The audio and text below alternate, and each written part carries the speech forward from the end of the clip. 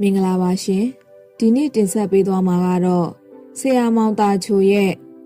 လူနှစ်သူဤတငယ်ချင်းများဆိုတဲ့ဆောင်းပါးပဲဖြစ်ပါတယ်နားဆင်ခန်းစားပေးကြပါအောင်ရှင်လူနှစ်သူဤတငယ်ချင်းများ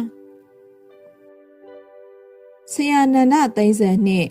နီးနီးကက်ကက်နေခဲ့ရစဉ်ရက်များတွင်ကတရက်တွင်ဆရာကကျွန်တော်ကိုမေးခွန်းတစ်ခုမေးပူပါသည်ဆရာကထုံးစံအတိုင်းတပည့်ပင်ဖြစ်လေကစားကျွန်တော်ခမည်းနှင့်ပြောခြင်းဖြစ်သည်ခမည်းမှာတငယ်ချင်းရှိလားဗျဆိုသည့်မေးခွန်းပဲဖြစ်ပါ၏ထိုရက်များတွင်ကဆရာတွင်မြည်သည့်စိတ်ခံစားမှုမျိုးဖြစ်နေသလဲကျွန်တော်မသိမေးခွန်းကတိတ်ခက်ခဲကြီးမဟုတ်သည့်တိုင်ကျွန်တော်အတွက်ဖြေဖို့မလွယ်သည့်မေးခွန်းကြီးဖြစ်၍နေသည်တငယ်ချင်းနဲ့မွေးဖွားရွာကလေးတွင်ရှိခဲ့စဉ်တုန်းကရွာရိုးကိုပေါက်ချောင်းညိုချောင်းကြားလေကန်တင်းရိုးများတစ်လျှောက်ရောက်ရပေါက်ရရှောက်သွားခဲ့ကြသည့်တငယ်ချင်းများမြို့ကိုရောက်သည့်အခါအခြေခံပညာကျောင်းသားဘဝတွေ့ခဲ့ကြရသည့်တငယ်ချင်းများတက္ကသိုလ်တက်စဉ်ကယင်းဤကျွမ်းဝင်ခဲ့ကြရသည့်တငယ်ချင်းများစာပေအမှုပညာနယ်ပယ်၌ရေးကြဖတ်ကြရင်းညခုံကြနှင့်အတူစားတူသွားတငယ်ချင်းများတို့ဖြစ်လျင်ကျွန်တော်တွင်တငယ်ချင်းတွေကအများအပြားပင်ဖြစ်သည်ဆရာမေကွန်းကလွယ်ကလေးပါပဲတို့တော့ဆရာမေကွန်းကအပေါ်ရန်ရှက်ကြည့်လျင်လွယ်ကလေးဖြစ်တော်လဲဒီလောက်အထိမတိမ်လှပါကျွန်တော်ပြောတာကရိုးတငယ်ချင်းမဟုတ်ဘူးနော်ခမည်းဘဝမှာရင်ထဲမှာရှိတာတွေကိုအကုန်လုံးထုတ်ပြောပြလို့ရတဲ့သူခမည်းဆိုးတာကိုရောကောင်းတာတွေကိုရောမှားခဲ့တာတွေရောမှန်ခဲ့တာတွေရောကိုတခုမကြမ်းထုတ်ပြောလို့ရပြီးလုံခြုံစိတ်ချရတဲ့တငယ်ချင်းမျိုးကိုပြောတာဟုတ်ဆရာကဖြေဆွတ်ပါသည်ခမည်းရဲ့လက်တစ်ဖက်ကိုထောင်လိုက်တဲ့လက်ငါးချောင်းကိုထောင်ထားလိုက်တဲ့လက်ကလေးကိုချိုးပြီးစိတ်အေးနဲ့ဖြည်းကလေးရေတွက်ကြည့်လိုက်တဲ့လက်ငါးချောင်းပြည့်သလားဆိုတာခမည်းနောက်တော့မှကျွန်တော်ကိုပြောတဲ့ဆရာနန္ဒသိန်းစံကကျွန်တော်ကိုထို့သို့ပြောခဲ့လေရာအေးလူရှိသောအခါများ၌တကယ်ကိုပဲလက်ကိုချိုး၍ရေတွက်ရန်ကြိုးစားကြည့်မိပါသည်ဖះလက်ငါးချောင်းပြေးဖို့နေပါအောင်တစ်ချောင်းလောက်ချိုးဖို့ပင်လျင်တော်ကိုခက်ခဲလာပါတကားတကယ်တော့တကယ်တငယ်ချင်းဆိုဒီမှာကဘာပေါ်၌ရှားတော့ရှားပါအရာဝတ္ထုတစ်မျိုးပဲဖြစ်ပါလိမ့်မည်အရက်ထဲတွင်လည်းတငယ်ချင်းမရှိအတန်းထဲတွင်လည်းတငယ်ချင်းမရှိသည့်ကလေးတို့ကိုကျွန်တော်တို့တွေ့ဖူးကြပါလိမ့်မည်တိုက်ခန်းချင်းကလေးတွေတွင်လည်းဖြစ်နိုင်ပါသည်ခြံဝင်းကျယ်ကြီးများနှင့်စိတ်ညံရာရက်ွက်ထဲတွင်လည်းဖြစ်နိုင်ပါသည်သူတို့ကအနီးအနားရှိလူတွေနှင့်အဆက်အဆံတိတ်လို့เสียမလို့သည့်အတွက်တငယ်ချင်းမရှိကြကျောင်းတို့လာသည့်အခါကျောင်းမစီကိုကားနှင့်ကိုလာကစာသင်ခန်းထဲမှာလဲအားလုံးနှင့်ခက်ခွာနေတတ်သူများဖြစ်သည်ဖြင့်မောက်စားဆင်းငယ်တွင်တော်မှဆင်းကစားလေးမရှိကျောင်းတွင်လဲတငယ်ချင်းဟူ၍မဲရမရှိတို့ဖြင့်သူတို့ကတယောက်တည်းကစားနေလေရှိသူများဖြစ်သွားတတ်ကြသည်အယုတ်ကလေးတရုတ်ဖြင့်သို့မဟုတ်ဂိမ်းသွင်းထားသည့်လက်ကင်ဖုံးဖြင့်သို့မဟုတ်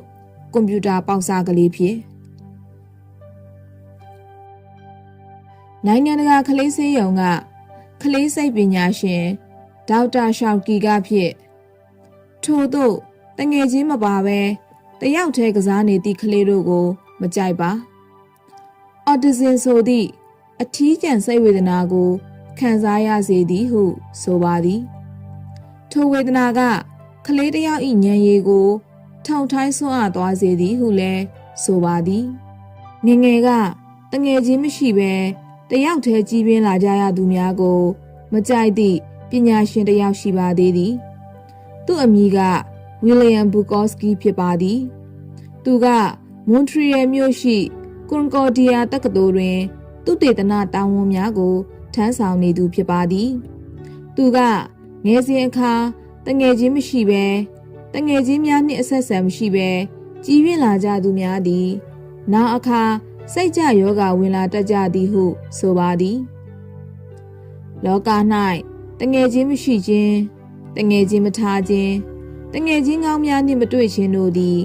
လူဘဝ၏ကြေကွဲပွေရာဇဝင်ငန်းပင်ဖြစ်ပါသည်ယခုအခါလူမှုကွန်ရက်၌ Facebook ဟူ၍ရှိပါသည်2014ခုနှစ်ကတည်းကစခဲ့သည့်ကွန်ရက်ပင်ဖြစ်သည်ထိုကွန်ရက်ထဲ၌လူတို့တဦးနှင့်တဦး friend လောက်ကြသည်ကိုအများသိပင်ဖြစ်သည်တငယ်ချင်းလောက်ကြသည်ဟုပဲဆိုကြပါစို့ Facebook ပေါ်၌တငယ်ချင်းဖြစ်တောင်းဆိုသည်တငယ်ချင်းဖြစ်လက်ခံသည်တငယ်ချင်းဖြစ်ညှင်းဆန်သည်တငယ်ချင်းဖြစ်ပြီးတော့မှပိတ်ဆိုသည် Facebook သုံးသူများကြား၌သူနဲ့ငါက friend ဖြစ်နေပြီဟူသည့်အတန်သူကငါ့ကိုလက်မခံဘူးဟူသည့်အတန်သူကငါ့ကို block လိုက်ပြီးဆိုသည့်အတန်တို့ကြားရလေရှိသည်လူငယ်တယောက်ကိုကျွန်တော်က friend လုပ်ဖို့ကမ်းလှမ်းလာတာနဲ့တငယ်ချင်းဖြစ်လက်ခံလိုက်တာပဲလားဟုမေးပူပါသည်သူကခါခါတီးတီးညင်ပါသည် profile ကိုကြည့်ရတာပေါ့ဗျာတဲ့ဓာတ်ပုံကိုအကဲခတ်တဲ့သူတင်ထားတဲ့အချက်လက်တွေကိုအကဲခတ်တဲ့ပြီးတော့မှတငယ်ချင်းလှုပ်တဲ့မလှုပ်တဲ့စဉ်းစားရတာပေါ့တဲ့တငယ်ချင်းဖြစ်ပြီးမှတိတ်မဟန်ဘူးဆိုရင်လဲသားကဘလော့ပြန်လောက်လိုက်တာပေါ့တဲ့လွယ်လိုက်တာငယ်ပေါင်းကြီးပေါ်တငယ်ချင်းအရင်ကြီးကပင်လျင်ကိုကိုနောက်ကျော်ဓာတ်နဲ့ထိုးတတ်သောလောကအသက်ပေးခဲ့သူအချင်းချင်းကပင်လျင်ကိုကို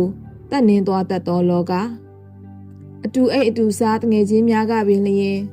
ကိုကိုစွတ်ခွာချမ်းရထားတက်ခဲ့ကြသောလောက၌ Facebook ပေါ်၌ရှာတွေ့သောတငယ်ချင်းတို့ကိုကျွန်တော်တို့မြည်မြအထိယုံ၍မြည်မြအထိပုံကြရပါမြည်မြအထိယောဂမြည်မြအထိနှောကြရပါဆရာနန္ဒသိန်းစံပြောတဲ့ကဲ့သို့တကယ်တငယ်ချင်းများထဲ၌ပင်လျင်လက်ငါးချောင်းပြည့်အောင်ချိုးဖို့ခက်နေသည့်တငယ်ချင်းရှာပုံတော်လောကကြီးတွင်ယခုခေတ်လူသားတို့ Facebook ပေါ်တက်ကတငယ်ချင်းရှာရသည်မှာပါးရည်နဲ့ရည်ရှိဖို့တော်တော်ကိုလိုပါလိမ့်မည်။အော်လူတွေတငယ်ချင်းရှာရတာကလည်းပါးကောင်ရှာရသလိုအနေရများလိုက်တာ။မောင်တာချိုး